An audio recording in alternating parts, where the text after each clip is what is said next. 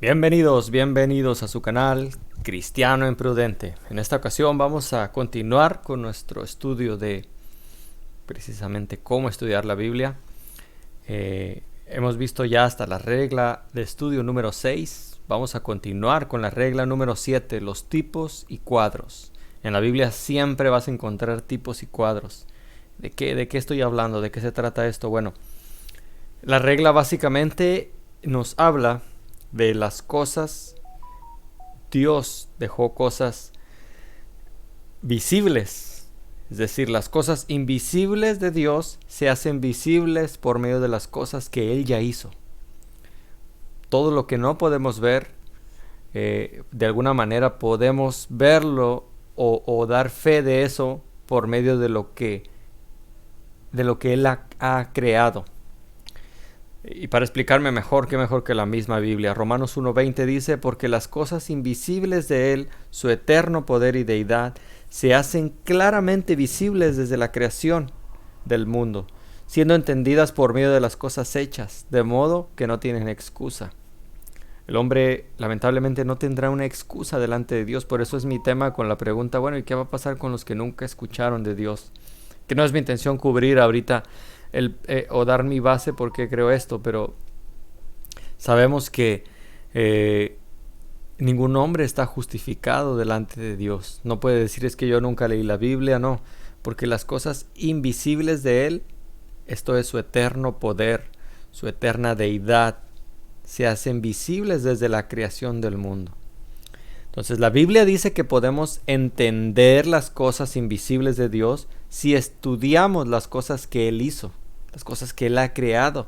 De hecho, personas como Francis Collins, el padre de la genética moderna, llegó a este entendimiento del Dios vivo por medio del genoma humano, por estudiar la genética.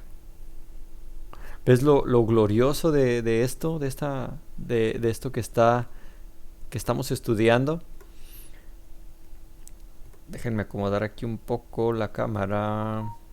Bueno, soy nuevo en esta plataforma que estoy usando para editar estos videos. Espero salga bien. Entonces, podemos entender las cosas espirituales estudiando las cosas físicas. Toda la naturaleza a nuestro alrededor está aquí para testificar de Dios.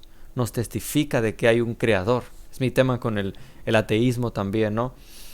También nos enseña acerca de Él y también nos enseña acerca del plan que Dios tiene. Salmo 19 dice que hay dos cosas en el mundo que testifican de Dios.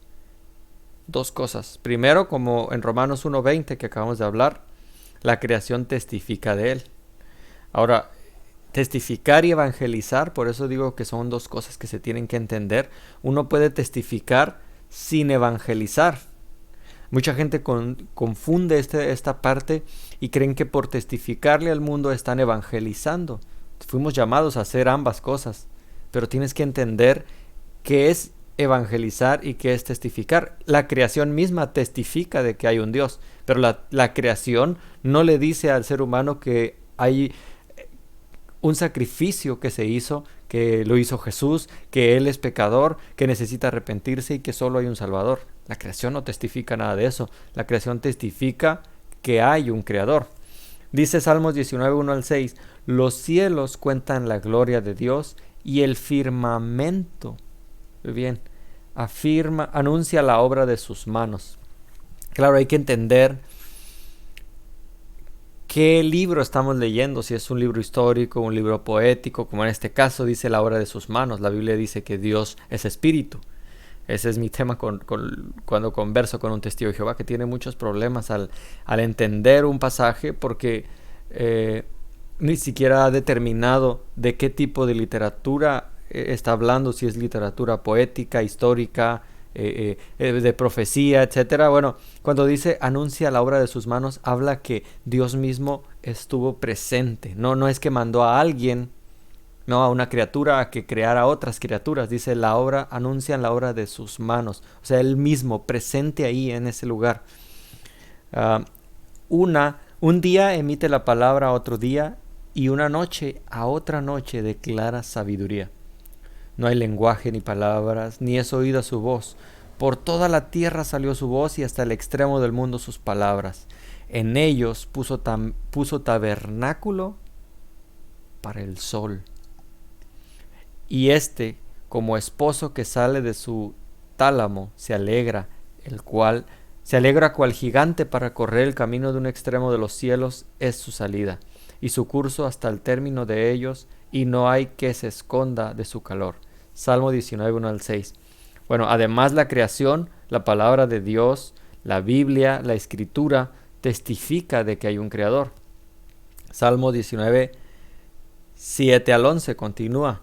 La ley de Jehová es perfecta que convierte el alma. Es mi tema también con el evangelismo. Creer que nuestros métodos convierten a una persona, creer que los eventos convierten a una persona. No, hay que buscar, hay que tratar de que por favor acepten el evangelio, y hay que prometerles que si vienen a Cristo sus problemas se van a acabar, y hay que prometerles también que si se convierten a Cristo van a ser felices ahora sí, como dicen los mormones, ¿no? Si tú lo crees y lo declaras y lo decretas, como dicen estos apóstoles modernos. La Biblia dice que la ley de Jehová es tan perfecta que convierte el alma. Yo trato de confiar totalmente en la ley de Dios cuando hago evangelismo, porque la palabra de Dios lo dice. Históricamente el protestantismo confió en el uso de la ley moral para el evangelio y había conversiones en masas. Hoy en día la gente confía en eventos, ¿no? Hay que alquilar Disney para que venga mucha gente y dicen, juntamos masas y aceptaron el evangelio, pero nunca se usó la ley. El testimonio de Jehová es fiel, que hace sabio al sencillo. Los mandamientos de Jehová son rectos, que alegran el corazón. No puede haber alegría para un pecador culpable, precisamente por eso es que después necesita la gracia. El precepto de Jehová es puro, que alumbra los ojos. El temor de Jehová es limpio, que permanece para siempre. Los juicios de Jehová son verdad, todos son justos, deseables más que el oro y más que mucho oro afinado, y dulces más que miel. Me encanta este salmo. Y dulces más que miel, y que la que destila del panal. Tu siervo es además amonestado con ellos. En guardarlos hay grande galardón. Entonces, una de estas reglas importantes que vale la pena estudiar más a fondo, ¿no? Es esta, la regla de los tipos y cuadros. Vamos a ver entonces en otros capítulos que se trata de los tipos y cuadros de la Escritura. No obstante, para que entiendas la regla, vamos a ver un ejemplo en la creación de su aplicación. Esto es un cuadro que vamos a inventar ahorita, ¿no? Para explicar esto de los tipos y cuadros.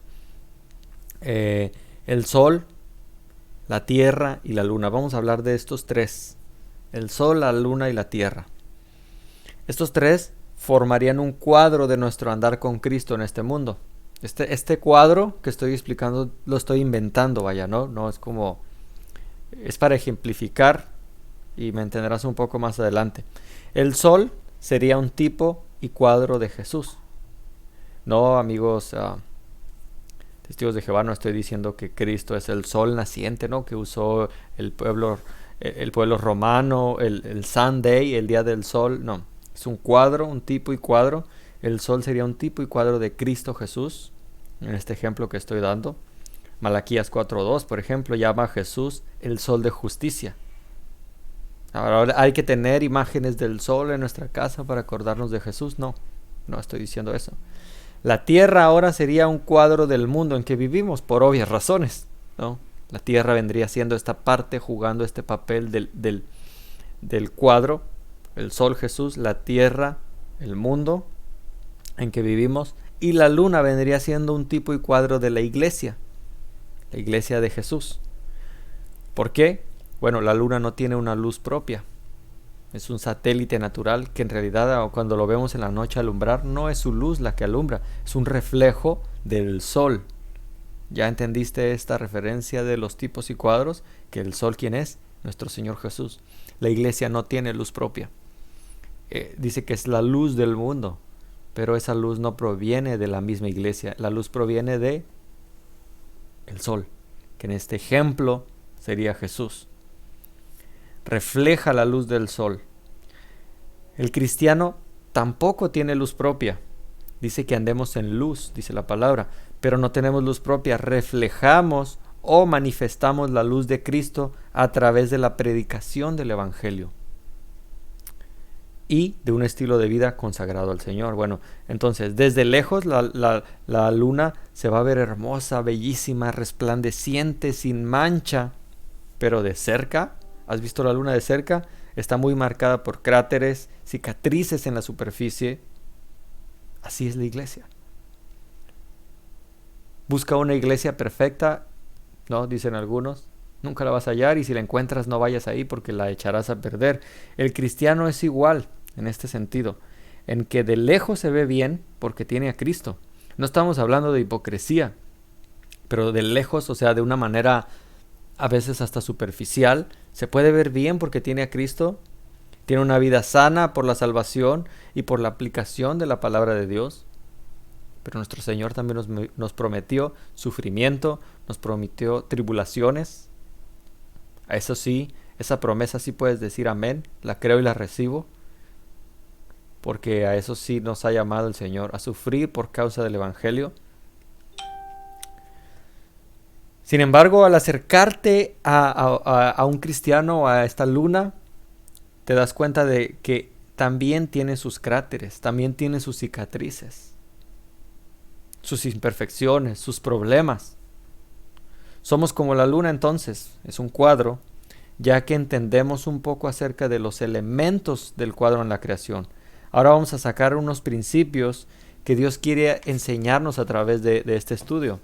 Repito, estoy tomando como base, parafraseando, el estudio del pastor Greg Kedrowski. Entonces, el eclipse lunar es un cuadro del creyente carnal o del mundano. Lo que sucede, el eclipse lunar es un cuadro del creyente carnal. Un eclipse lunar, ¿cuándo ocurre? Bueno, ocurre por la interposición de la Tierra entre la luna y el sol. Un cuadro de la vida de un cristiano que ha dejado el mundo, o que la Tierra se interpusiera entre la luna y el sol, o sea, entre él y Cristo. No va a reflejar más luz del sol porque el mundo está en medio. ¿Sí entiendes este cuadro? Bueno, cuando dejamos que el mundo se interponga, ya no reflejamos ahora más la luz del Evangelio. Cuando dejamos que el mundo y sus afanes se interpongan, interrumpimos esta gloriosa luz que estábamos reflejando. Los del mundo no pueden ahora ver un testimonio de Cristo, no pueden ver esa luz en el creyente carnal. Se ve tan oscuro como el mundo en el que ahora está viviendo.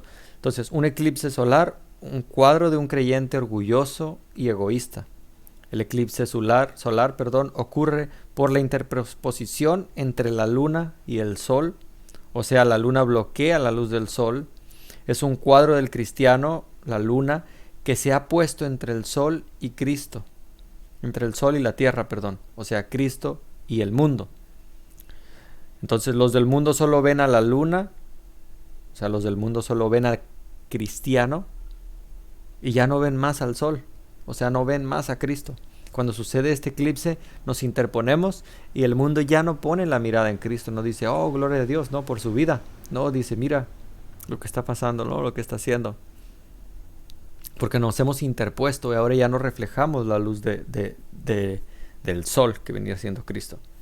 Los del mundo solo pueden ver una sombra negra del creyente orgulloso porque está exaltándose a sí mismo y no dejando que la luz de Cristo se manifieste en su vida. Hay otro fenómeno también que ocurre cuando la luna y el sol se ven juntos en el cielo durante el día. Esto es un cuadro del milenio. Cristo, o sea, el sol, y la iglesia, que es la luna, reinarán juntos sobre el mundo, que es la tierra. Pero aunque el sol y la luna se pueden ver a la misma vez, la gloria del sol es mucho más brillante que la luna. Así es Cristo, así es Jesús, porque Él siempre tiene la preeminencia, Él siempre es primero, es siempre su luz la que debe resplandecer. Entonces toda la creación existe para manifestar a Dios y testificar de Él. Podemos aprender mucho si solo observamos el mundo físico que vivimos todos los días, si te detienes a ver los árboles, el mar, el cielo, toda la creación gloriosa. Esta regla también destaca la importancia de dos pequeñas palabras en la Escritura. Son dos palabras de comparación que puedes buscar e incluso marcar cuando leas la Biblia. Y estas dos son así, la palabra así y la palabra como, estos artículos. Pueden ser dos palabras más importantes, de hecho pudieran ser nuestras palabras o énfasis más importantes en toda la Biblia. Pon mucho cuidado cuando en la Escritura veas así o la palabra como. Cuando vemos un así y un como en la Biblia, debemos detenernos un rato y tratar de contestar la siguiente pregunta: ¿qué es lo que Dios quiere mostrarme en esta comparación? Porque si ves, los términos así y como se usan para comparar. Bueno, así como Juan sale a correr, ¿no? Así como, bueno, debemos prestar atención en esto. A menudo aprendemos cómo los niños, a través de comparaciones, entienden. Pues asimismo, esta ilustración espero te haya servido para entender los tipos y cuadros, porque en la Biblia vas a encontrar muchos tipos y cuadros. Dios compara lo desconocido con lo conocido. De hecho, las parábolas precisamente son eso. Jesús explicó a través de algo conocido. Por ejemplo, un sembrador salió a sembrar, para explicarles algo desconocido y que es los creyentes que caen en buena tierra, que la tierra sería un cuadro, el sol, etcétera, todos estos elementos. Cristo usó ejemplo de las bodas que existían, que ellos conocían, usó ejemplos de los samaritanos, etcétera. Dios les dio ejemplos de algo conocido, de algo que ellos veían, de algo de su creación, para explicarles algo desconocido o algo espiritual que ellos desconocían. Entonces, Dios va a comparar lo desconocido con lo conocido, diciendo, por ejemplo, aquella cosa desconocida es como esta que sí conoces, ¿no? ¿Cómo? No, cuando decimos cómo, no estamos hablando de una igualdad, ¿no? Que son iguales, igualitos, ¿no? Como decía en otro estudio, que yo por eso estoy en contra de que se use que para Dios un día son como 1000 años y 1000 años como un día. Por eso apenas van 2 días que se fue Jesús y tratan de decir, bueno, son 2000 años, son 2 días. No, la Biblia dice, para Dios un día son como 1000 años. No está hablando específicamente que son un día equivalen a 2000 años en el tiempo de Dios. Dios es eterno. No puedes medir su tiempo porque precisamente Él es eterno. Entonces, cuando dice un día es como 1000 años, no está hablando de manera literal, que incluso tú puedes hacer cálculos, ¿no? Y aventurarte, como lo han hecho sectas como los Testigos de Jehová, de hacer cálculos, ¿no? No. Ten cuidado en estos términos, así y como. Señalan comparaciones importantes. Estas dos pequeñas palabras nos enseñan mucho acerca de la venida de Jesús. Por ejemplo, Mateo 24. Mas como en los días de Noé, así será la venida del Hijo del Hombre. ¿Ves? Usa estos dos términos. Mas como en los días de Noé. ¿Cómo eran los días de Noé? Tienes que buscar y ver cómo eran los días de Noé. No es que va a ser igualito que en los días de Noé, pero es una comparativa con los días de Noé. Y así será la venida del hombre. Entonces, si queremos saber cómo será la segunda venida de Cristo, algo desconocido para muchos, podemos estudiar los días de Noé. Algo bien conocido, porque incluso está escrito en Génesis 5 al 8. ¿Cómo eran los días del diluvio? Bueno, así será en la venida de Cristo. Habrá un arrebatamiento que vamos a hablar después, antes de la tribulación, que viene en Génesis 5:24, ¿no? Este subir al arca es un cuadro del arrebatamiento que vendrá, ¿no? El Señor avisa a su iglesia, en este caso al pueblo de Noé, a la familia de Noé, y ellos escapan de esta tribulación que venía. Bueno, así el arrebatamiento, podemos ver un cuadro en el diluvio también, de Génesis 5:24. La Biblia habla de un aumento de violencia, que la estamos viviendo, precisamente estamos viviendo tiempos, pudiera decirse proféticos. Estamos viendo el inicio de lo que algunos han llamado la Tercera Guerra Mundial. una pandemia sin precedentes, al menos de nuestro tiempo. Habrá aumento de violencia, la corrupción en el mundo entero irá en aumento, Génesis 6 al 12. También habrá un aumento en las actividades de Satanás y sus demonios, Génesis 6, 1 al 4. Son cuadros, espero los busques y busques esos cuadros de Cristo. Entonces siempre debemos estar atentos a la palabra así y cómo. En la Biblia son muy importantes. Muy importantes. Vas a encontrar la serpiente de bronce, por ejemplo, que muchos católicos quieren usar para defender lo que los evangélicos llamamos idolatría. La serpiente de bronce era un cuadro de Cristo. Y Cristo mismo dice, no es que la serpiente sea Cristo, no, habrá quien pueda o quiera sacar de contexto esto, no. Cuadro de Cristo es que Cristo mismo dijo que así como la serpiente fue levantada, así sería levantado el Hijo del Hombre. Hablando de la manera en que Él iba a morir. Encuentras tipos y cuadros de Cristo en toda la Biblia.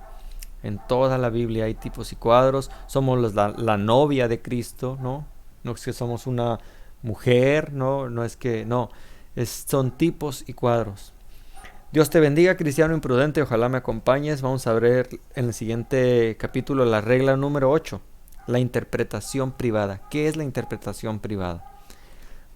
Dios te bendiga y nos vemos en el siguiente podcast.